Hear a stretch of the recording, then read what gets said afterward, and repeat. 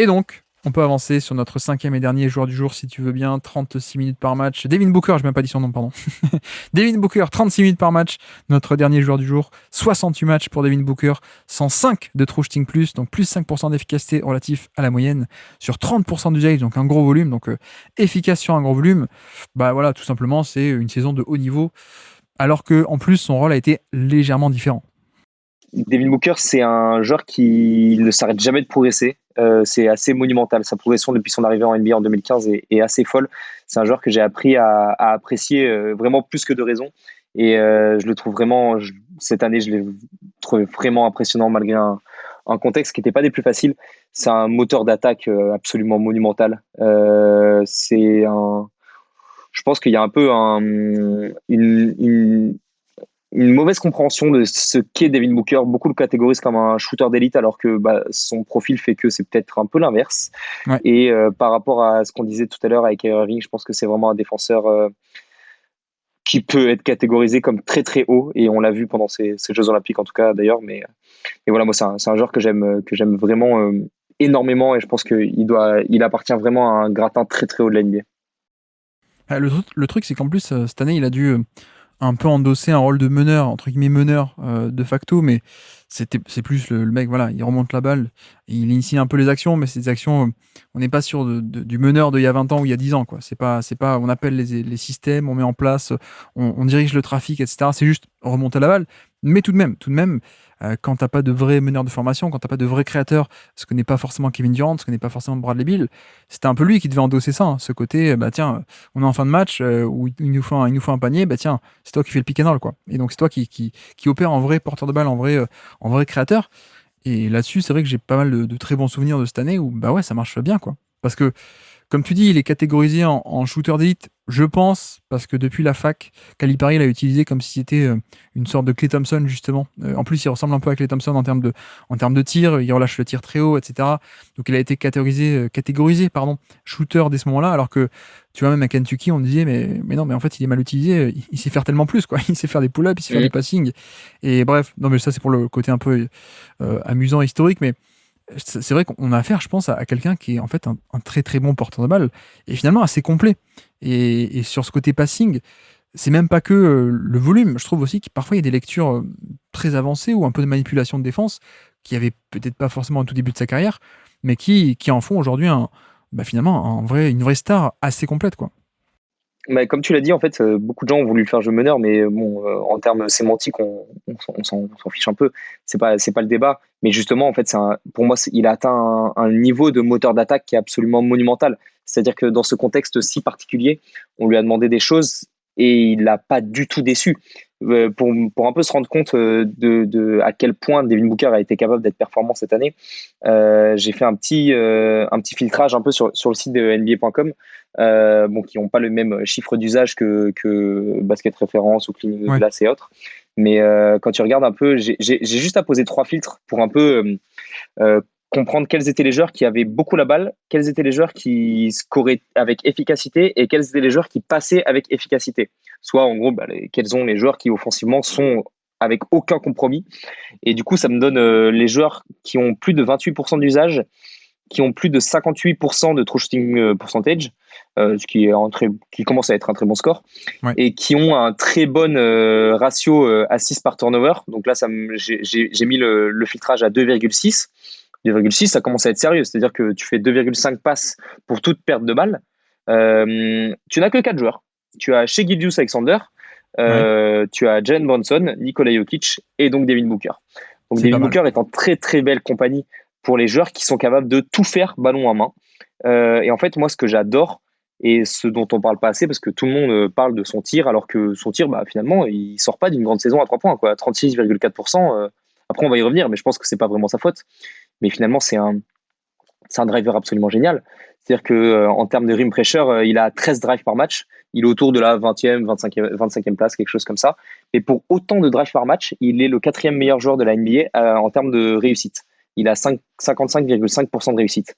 Alors, on critique souvent Phoenix parce que l'équipe du mi-distance, l'équipe du tir, etc., etc. Pour le coup, le manque de driving, c'est pas sa faute, quoi. Et en plus, il se permet d'avoir 143 de free for rate plus. Donc le mec a 43% plus tendance à attirer des fautes. Enfin, offensivement, Phoenix, faut se rendre compte que tout le monde parle de Big Free, Big Free, Big Free. Phoenix, c'est lui, quoi. Quand tu parles d'offensive rating, l'offensive rating avec Devin Booker, ils sont à 121.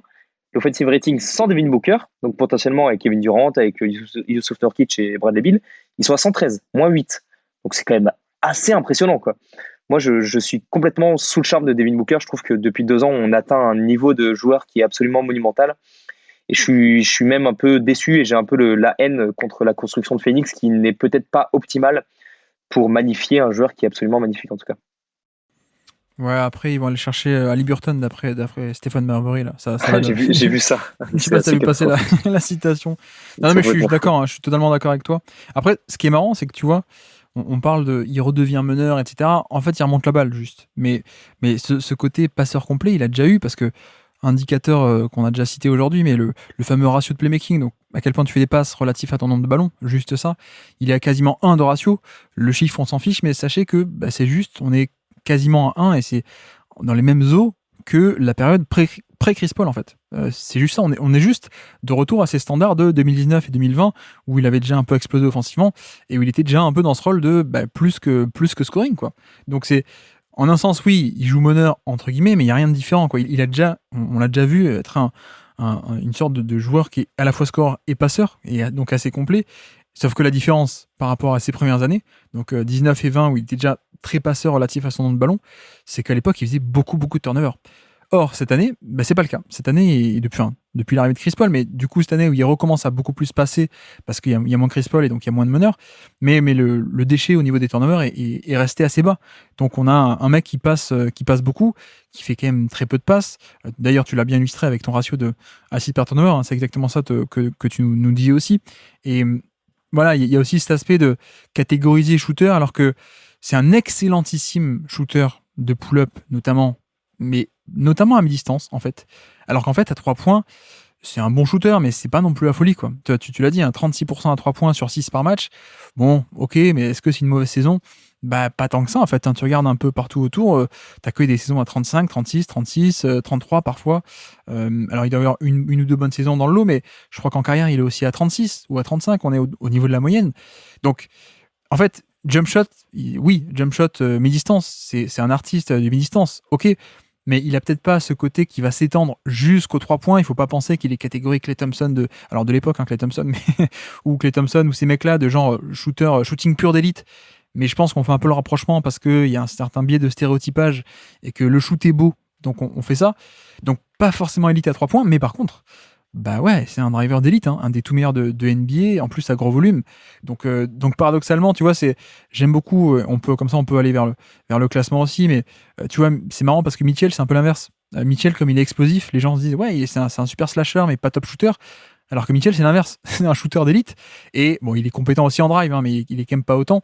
Alors que Booker, c'est ça, quoi. C'est-à-dire, Booker, il a pas le premier pas, mais il a une telle science aussi du placement, du timing, etc., qui fait que, ouais, il a de la taille en plus, donc il fait un drive, il peut aussi faire une belle extension au niveau du panier, enfin, il a plein d'atouts, et ce qui en fait un driver d'élite, et comme tu as dit aussi, la défense, alors je dirais pas d'élite, je dirais même peut-être même pas très bonne, sauf sur certains passages, pardon, mais c'est clairement pas au niveau...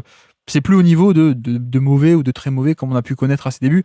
Je pense qu'on est clairement sur un défenseur qui a une valeur au moins neutre et voire même positif la majorité du temps, quoi.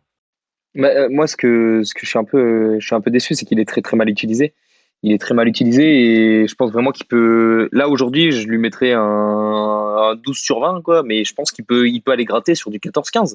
Il Ouais. peut appartenir à une très bonne caste, mais c'est juste qu'il est pas bien utilisé. Moi, j'apprécie beaucoup sa navigation d'écran quand il a envie, évidemment, mais j'apprécie beaucoup sa navigation d'écran parce que ça reste un joueur rapide et puis il est puissant. Donc du coup, quand il est mis sur des petits qui naviguent entre les écrans, il peut vraiment les contester et les bumper. C'est vraiment très intelligent. C'est un joueur intelligent qui voit les déplacements de ses défenseurs. Et en fait, c'est juste que derrière lui, des fois, les défenseurs off-ball sont faibles, je trouve. Et des fois, on va mettre des Royce O'Neal ou des Josh Okogie on-ball. Et du coup, tu te retrouves avec un Devin Booker qui est mal utilisé, voire du Grayson Allen qui est associé à lui. Et du coup, après, il faut qu'il prenne des écrans. Et puis derrière lui, c'est Yusuf Nurkic qui défend le drop ou alors qui prend les switches. Et en fait, tu te retrouves avec Devin Booker qui est dans les rotations, mais du coup qui est mal utilisé. Et là, on l'a vu notamment pendant les JO, quand il est utilisé on-ball, quand il est utilisé vraiment sur des joueurs qui lui conviennent.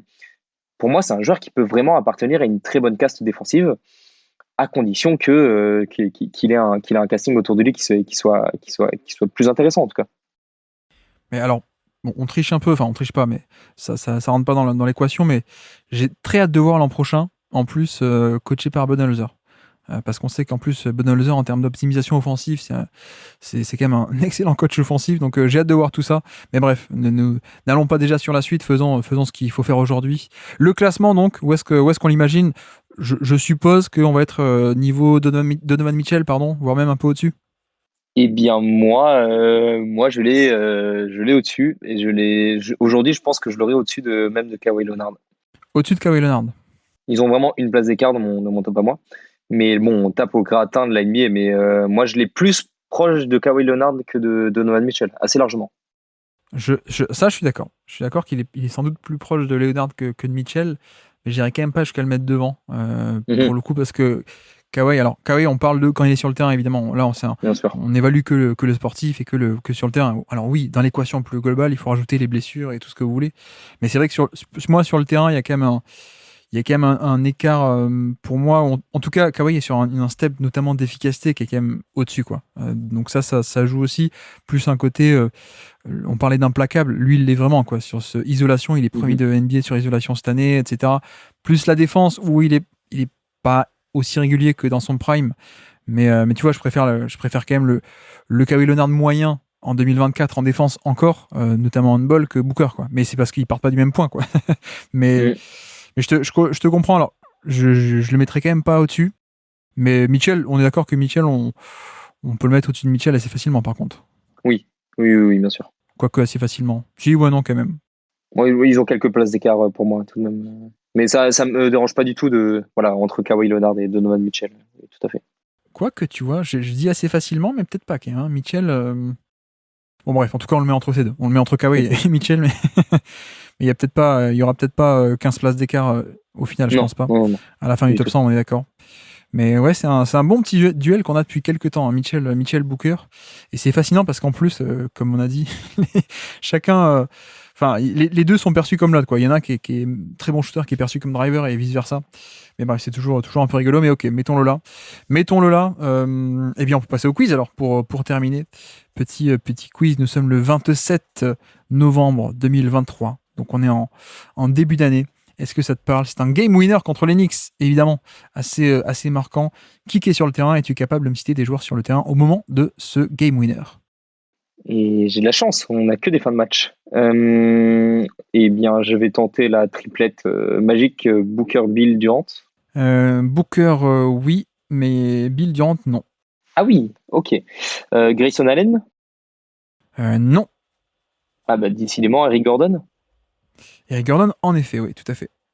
Eh bien, du coup, peut-être Yusuf Nurkic à l'intérieur déjà. Exactement, ouais, tout à fait. Et après, derrière, Nasser Little, qui jouait encore à l'époque. Ouais, non, d'ailleurs, il a été coupé là, en plus, récemment, mais... Non, pas Nasir Little. Il y en a un, c'est un État. Un État mormon, d'ailleurs. Ça te dit rien, ça? Un État mormon. Mormon. Les Mormons, tu sais. Utah, Watanabe. Exactement, Utah Watanabe. Magnifique. Ok. Magnifique. Waouh. Et le cinquième, c'est un meneur, mais meneur par la taille, on va dire. Meneur arrière, mais surtout défensif. Très, très, très défensif. Qui venait de Washington à la base. Il est venu dans le trade de Bill, je crois. Et en plus, il est reparti depuis. Ça te dit rien, un espèce C'est pas Jordan Goodwin? Exactement, Jordan Goodwin, tout à fait. Booker, Nurkic, Gordon. Qui a signé aux Lakers. Et de l'autre côté, alors, côté Knicks? Et côté Knicks, je vais dire... je vais le tenter, Jalen Brunson. Brunson n'est pas sur le terrain. Non. Ouais, c'est normal. Ils ont bien raison. On est en début d'année. On est le 27 novembre, en effet. Ah, et oui, ouais, il y a Quickley. Emmanuel Quickley. Ouais, tout à fait. Bon raisonnement. Quickley, DiVincenzo. Pas DiVincenzo. Donc ça doit être RJ Barrett. Josh Hart. Tout à fait. RJ Barrett, Josh Hart, oui. Mitchell Robinson. Tout à fait. Et le dernier, qui se prend le buzzer beater en pleine tête. Ah oui, carrément. Mais Julius Randle n'était pas blessé encore. Exactement, c'est Julius Randle, Eh ouais, tout oui. à fait, tout à fait.